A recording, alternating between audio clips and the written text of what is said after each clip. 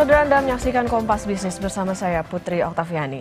Realisasi investasi yang dibanggakan Pak Presiden Prabowo Subianto bahkan naik lebih dari 11% dari tahun lalu, ternyata justru diiringi penyerapan tenaga kerja yang melorot.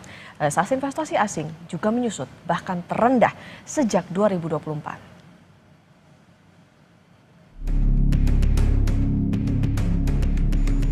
Inti-intinya kita berada di jalan yang benar. Usaha untuk membuat seolah-olah Indonesia dalam keadaan susah, Indonesia dalam keadaan gelap, Indonesia ekonomi gagal, itu saudara-saudara, itu adalah upaya menurunkan semangat kita, dan itu tidak benar, saudara-saudara sekalian. Saya diberi laporan oleh Menteri Investasi, bulan ini sudah mencapai target yang ditetapkan oleh APBN tahun lalu. APBN 2025 kita sudah mencapai target bulan Agustus ini, 4 bulan sebelum akhir tahun sudah mencapai.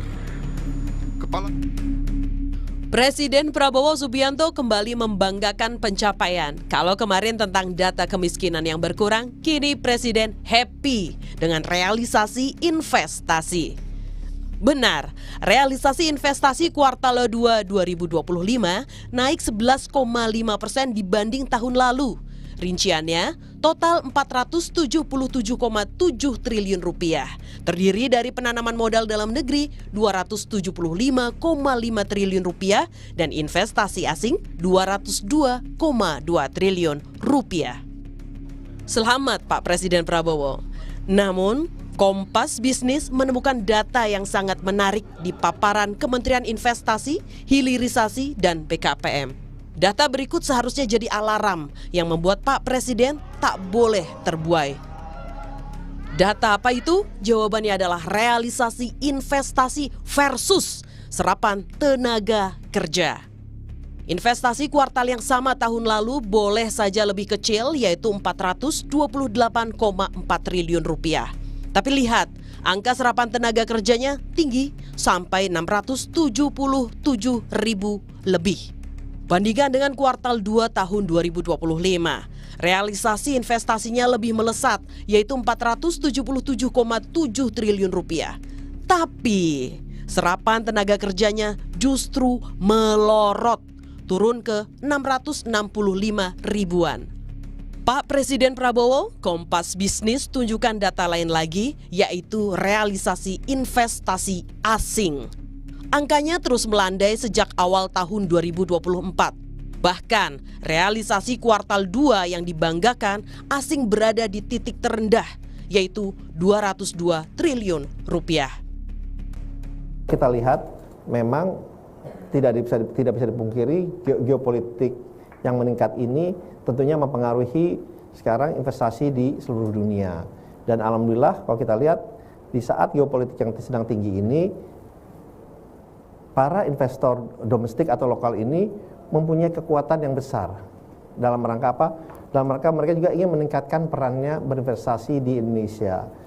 Karena yang kita sampaikan bahwa hitung-hitungannya jelas, potensinya ada, tentunya kita memberikan prioritas kepada investor dalam negeri juga agar mereka bisa berinvestasi di Indonesia. Karena kembali lagi kita kan ingin supaya para investor dalam negeri ini juga lebih menikmati hasil yang ada di Indonesia ini lebih besar. Pak Presiden, tolong beritahu kami masyarakat awam sampai investor. Apa lanskap atau rencana prioritas di sektor investasi jangka pendek? Apa yang akan dilakukan? Apakah pro pada padat modal dan teknologi, tapi minim serapan tenaga kerja, Pak? Indonesia punya bonus demografi. Jangan lengah, Pak, karena ini bisa jadi petaka demografi. Dia Megasari Anjaya, Tim Liputan Kompas TV.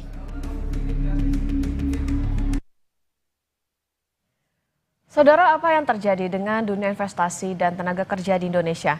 Apa yang ada di benak asing sampai investasi mereka rasanya enggak seru sampai turun ke level terendah sejak 2024? Kompas Bisnis akan tanya ke Direktur Eksekutif Selyos Bima Yudhistira. Selamat pagi Mas Bima. Selamat pagi. Mas Bima, Presiden Prabowo bangga realisasi investasi kuartal 2 kemarin melesat lebih dari 11% dibandingkan dengan tahun lalu. Tapi ada data yang menarik, serapan tenaga kerjanya ini justru turun. Aduh, ini tuh jadi alarm bahaya lagi nggak nih buat dunia lapangan kerja kita? Ya, ini menunjukkan satu hal yang pasti bahwa kualitas dari investasi yang masuk, baik PMA maupun PMDN secara total terhadap serapan tenaga kerja itu semakin menurun. Jadi kita harusnya tidak mengejar secara kuantitas saja, tapi kualitas dari berapa banyak investasi yang diciptakan itu bisa mensejahterakan masyarakat lokal, juga serapan kerja, terutama di sektor yang sifatnya formal. Ini semua nih salah satunya adalah karena pemerintah punya ambisi mendorong sektor-sektor yang sifatnya padat modal. Jadi yang diberi insentif lebih banyak untuk masuk adalah investasi yang sifatnya padat modal dibandingkan yang sifatnya padat karya. Jadi memang serapan tenaga kerjanya terus menurun. Misalnya sebelumnya di 2024 itu investasi dengan proporsi tenaga kerjanya setiap 1 triliun investasi itu bisa sampai 1.500 orang. Ini secara total sekarang setiap 1 triliun investasi yang masuk secara rupiah itu hanya menyerap 1.300-an orang tenaga kerja. Jadi elastisitasnya semakin kecil dan ini harusnya jadi bahan evaluasi. Kenapa Indonesia yang sedang menghadapi usia produktif yang cukup tinggi, ini investasinya tidak match dengan kebutuhan serapan tenaga kerja tadi. Oke, bukan cuman kejar angkanya berapa, tapi juga bagaimana kualitas dari investasinya itu sendiri. Mas Bima, yang menarik juga, asing nih rasanya ngelihat Indonesia nggak asik buat investasi. Buktinya data terendah sejak awal 2024. Apa sih sebetulnya yang ada di benak asing, terutama untuk mereka berinvestasi di dalam negeri? Salah satunya adalah ketidakpastian dari regulasi. Jadi kalau dilihat secara regulasi itu masih banyak PR yang membuat daya saing Indonesia misalnya di IMD Competitiveness Index atau ranking tahun 2025 itu menempatkan Indonesia turun peringkatnya 17 peringkat. Jadi ini salah satu bahan evaluasi reformasi birokrasinya kemana. Perizinan soal bea masuk, kemudian bea keluar pengurusan ekspor impornya itu masih dinilai cukup rumit. Banyak kebijakan yang sifatnya flip-flop. Contohnya misalnya adalah kebijakan yang umurnya pendek. Jadi kita bisa petakan banyak kebijakan yang diumumkan kemudian diubah dalam waktu yang sangat singkat. Dan pada kuartal 1 kemarin 2025 ada banyak kebijakan yang nggak bisa diprediksi. Misalnya ada RUU TNI, kemudian ada pembentukan Danantara. Jadi investor agak sulit menduga sebenarnya kemana sih arah kebijakan dari pemerintah. Termasuk apa yang misalnya disampaikan oleh Pak Prabowo di depan dari pengusaha, kemudian dari serikat pekerja soal Satgas PHK sampai sekarang belum ada. Jadi banyak yang dijanjikan secara politik itu dianggap belum bisa terrealisasi, paling tidak selama 1 semester pertama 2025 ini. Dan juga transparansi data. Jadi kalau dicek, banyak investor itu juga melihat, kita lihat APBN kita, ini salah satu bentuk transparansi dari sisi anggaran. Itu terakhir di bulan Desember 2024. Jadi pemerintah sedang mendiskon banyak sekali data yang dibutuhkan untuk pengambilan keputusan investasi. Itu datanya susah sekali dipublikasi. Kalaupun ada hanya mendengar misalnya APBN kita di YouTube-nya Kementerian Keuangan. Tapi laporan dokumennya itu di 2025 bisa saya katakan dokumen lengkapnya belum ada. Oke, ini bisa dikatakan artinya berhubungan nggak dengan bagaimana ini kepercayaan investor. Nah ini jadi titik kritis nggak sih? Karena tadi datanya terus menurun nih soal pemodalan asing ini, Mas Bima. Ya, saya kira ada kaitan ya antara trust investasi, karena investasi yang kita butuhkan kan investasi yang dia membangun pabrik, yang membangun sektor pertanian dalam jangka yang sangat panjang. Jadi kalau investor melihat ini kenapa ya pemerintah akhir-akhir ini seolah tidak mau membuka datanya secara transparan. Pembentukan undang-undang juga termasuk soal Danantara, padahal punya implikasi luas kepada pelaku usaha. Kemudian juga terkait dengan data-data fiskal, data-data utang, hanya sepotong-sepotong.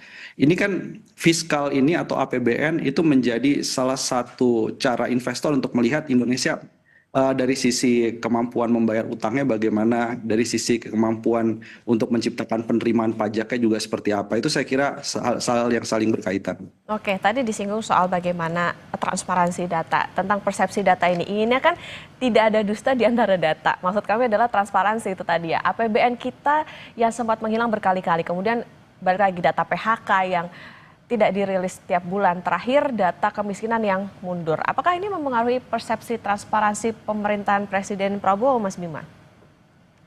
Iya, misalnya BPS. Buat apa BPS melaporkan dulu kepada Presiden soal data kemiskinan, data pengangguran?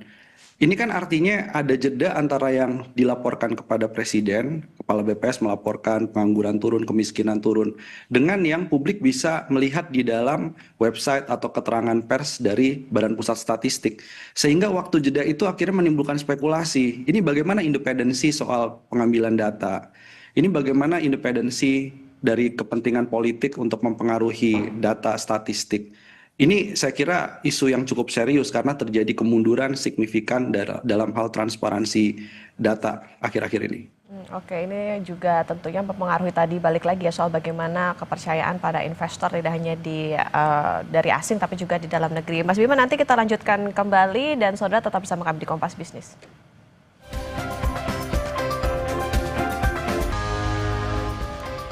Saudara, kita lanjutkan kembali perbincangan bersama Direktur Eksekutif Selyos Bima Yudhistira. Mas Bima, kita nyambung soal tentang transparansi tadi. Kalau investasi asing langsung aja susut, apakah ini akan berpengaruh juga ke investasi asing di portofolio atau misalnya pasar keuangan, kayak surat utang negara dan lain sebagainya? Dua hal yang beda antara realisasi investasi yang langsung, artinya membangun pabrik atau masuk ke sektor telekomunikasi perdagangan, dengan investasi yang berputar di level portfolio. Nah, kalau asing di level portfolio sebenarnya melihat suku bunga dari surat utang Indonesia atau SBN itu masih cukup tinggi, masih cukup menarik. Angkanya di atas 6% untuk tenor 10 tahun. Jadi hanya itu yang menjadi salah satu pertimbangan. Nah, tapi yang kita butuhkan adalah bagaimana investasi PMA ini bisa masuk ke sektor-sektor prioritas. Terutama misalnya hilirisasi. Nah, sekarang banyak perusahaan-perusahaan yang mengurangi produksi untuk ferronikel, nikel pig iron atau produk turunan dari nikel. Dan juga ada ketidakpastian apakah Amerika Serikat bisa membeli langsung misalnya konsentrat tembaga, konsentrat atau biji nikel secara langsung. Ini juga menjadi salah satu pertanyaan yang harus dijawab bahwa Indonesia harus firm melakukan hilirisasi mineral dan hilirisasi mineral ini harus bertemu sampai kemudian menjadi produk-produk yang final atau produk-produk jadi. Sehingga begitu kemudian diekspor ke pasar internasional, ini ada nilai tambah yang membuat daya tarik investasi mulai dari biji nikel menjadi bahan setengah primer atau olahan primer sampai dengan kemudian prekursor baterai sampai ke kendaraan listrik. Jadi kalau kita bisa melengkapi semua rantai pasok ini tentunya akan sangat menguntungkan ya dari sisi hilirisasi dan bertemu dengan kepentingan para investor yang ingin Indonesia melakukan hilirisasi domestiknya. Oke, harus lebih serius lagi soal bagaimana kebijakan hilirisasi. Mas Bima, seperti Pak Menteri Investasi bilang, investor domestik ini jadi kekuatan investasi. Sebetulnya sekuat apa sih investor dalam negeri kita? April lalu ramai orang kaya di Indonesia nih diduganya justru melarikan asetnya ke luar negeri. Ya, untuk investasi domestik ini kalau dilihat dia banyaknya masuk ke sektor yang disebut tersier. Jadi transportasi, telekomunikasi, perdagangan. Dan juga kita indikasikan ada yang memang masuk karena dorongan dari pemerintah ke sektor prioritas. Salah satunya misalnya masuk ke food estate, masuk ke sektor perumahan. Itu sebenarnya bagus-bagus saja gitu ya. Tapi apa sih salah satu kendala dari investasi domestik? Ini selain masalah perizinan, masalah korupsi, pungli yang harus diselesaikan. Karena nilai dari pungli untuk jasa angkutan logistik, terutama di kawasan industri menuju kepada pelabuhan, itu per tahun bisa lebih dari 300 triliun rupiah. Itu uang menguap begitu saja. Itu jadi beban bagi investor domestik. Dan selain itu juga mungkin butuh support pembiayaan. Nah, harapannya Danantara ini bisa bekerja sama dengan investor domestik untuk bisa meningkatkan serapan tenaga kerja atau industrialisasi di sektor-sektor yang strategis. Karena itulah fungsi salah satu Danantara bisa meminta tolong bank-bank himbara, BUMN di bawah anak usaha Danantara bekerja sama dengan para investor domestik. Jadi saya kira likuiditasnya harus diarahkan ke sana. Oke, kalau nyinggung soal PMDN ini meskipun dibilangnya tidak ambil pusing soal porsi investasi, tapi jangan sampai jadi sugar coating doang nih, tapi juga harus bisa menggambarkan situasi saat ini.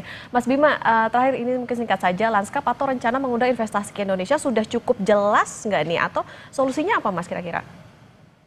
Saya kira sekarang dalam situasi yang tidak menentu ya, ada perang dagang, memang saran utamanya perlu mengundang investor-investor alternatif, misalnya dari Timur Tengah, dari negara-negara Teluk. Mereka tertarik sebenarnya masuk untuk ke sektor energi terbarukan, transmisi. Tapi duta besar Indonesia di negara-negara Teluk, di negara-negara Timur Tengah, ataupun negara Asia Selatan, Asia Timur, ini harus punya intelijen untuk tahu siapa pihak yang harus difasilitasi untuk datang ke Indonesia. Siapa dan apa produknya, kemudian seberapa besar dan syaratnya apa saja untuk investasi tadi bisa masuk ke proyek-proyek yang ada di Indonesia. Siapa mitranya? Nah ini paling penting nih. Jadi banyak investor sebenarnya tertarik ke Indonesia, tapi mereka tanya, siapa mitra yang bisa dipercaya untuk bisa menjadi mitra lokal dalam merealisasikan investasinya. Jadi hal-hal itu yang menurut saya menjadikan landscape dari investasi tadi kita nggak bergantung 1-2 negara saja karena kondisinya sekarang memang sedang tidak pasti dan multipolar. Oke, bisa dikatakan ini ada beberapa PR pemerintah nih, terutama soal bagaimana menjaga kepercayaan investasi di negara kita dengan koordinasi dan juga arah kebijakan, tapi balik lagi narik investasi nggak cuma soal kuantitasnya tapi juga kualitasnya bisa menyerap tenaga kerja terutama. Terima kasih Direktur Eksekutif Selios Mas Bima Yudhistira, sehat selalu. Terima kasih.